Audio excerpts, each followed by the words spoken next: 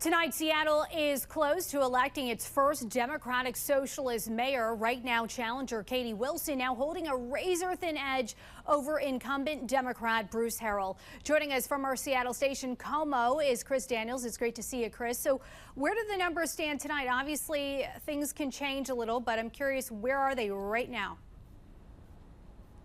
Well, Dee Dee, the numbers have gone in Katie Wilson's favor, and they've continued to go in her favor since election night. We saw just yesterday she was only leading by 91 votes. That's the first time that she was first in the Seattle mayoral tally. And then overnight, we've now seen the numbers go up to about the 1,300 range.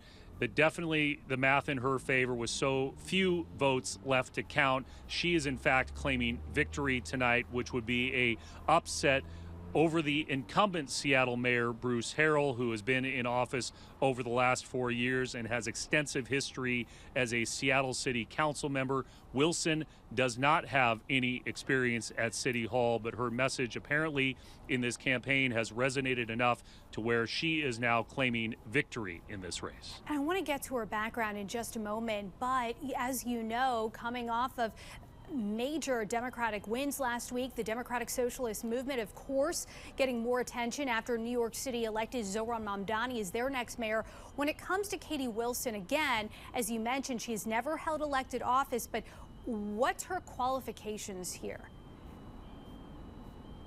Yeah, she's drawing comparisons here in Seattle as well to the New York mayoral race. And the question of her qualifications was a question that the incumbent Mayor Bruce Harrell was trying to drill on in the days before this race. She has never held elective office. She has been an activist here in the city of Seattle with a group that she founded as a nonprofit called the Transit Riders Organization.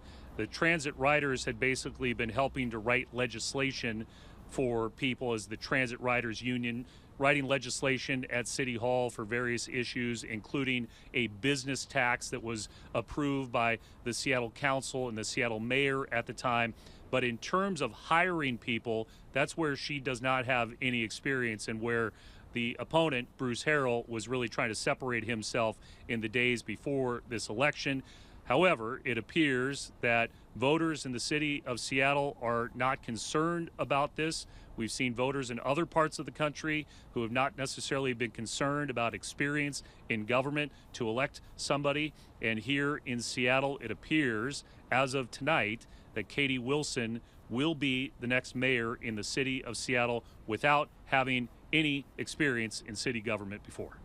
Obviously, we will wait to get the official numbers, but something that we have seen resonating with voters nationwide is affordability concerns. I know that in her campaign, she really focused on housing. Do you think that is ultimately topping the list as her proposed policies that you think attracted these voters? Well, as you know, the city of Seattle is the home to Amazon, and we have seen the growth of Amazon over the last decade here and what that has done to housing prices. At one point in time, jumping housing prices by 10 or 20% a year. And we saw in this city public safety being the key issue 4 years ago. In every poll, it was indeed affordability, and Katie Wilson was behind one of the referendums here in town to create a social housing program. Saw that resonated, and that's why she decided to run for mayor, thinking that she could do more as mayor to build up housing and affordable housing here in the city of Seattle. So without a doubt, it is the #1 issue in this city. We saw her talk about it during the campaign. We've seen it in polls, and clearly it appears that was the issue that carried her over the top in this mayoral race with just a few hundred votes left to count. Appears to be a driving factor. Fascinating to watch. Chris Daniels from our Seattle station, Como. Thank you so much for your insight and joining us tonight. You bet.